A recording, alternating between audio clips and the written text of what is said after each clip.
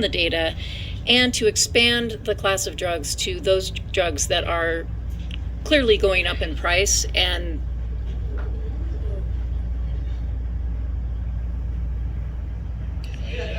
I'm going to speed up my presentation.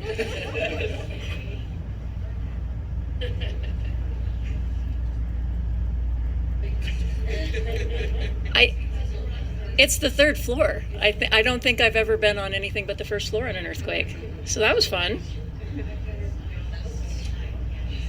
That's a pretty good one. Okay. Yeah, plexiglass. All right, well, important business happening today, so we're just going to keep going. All right, so to bring it home, this bill basically does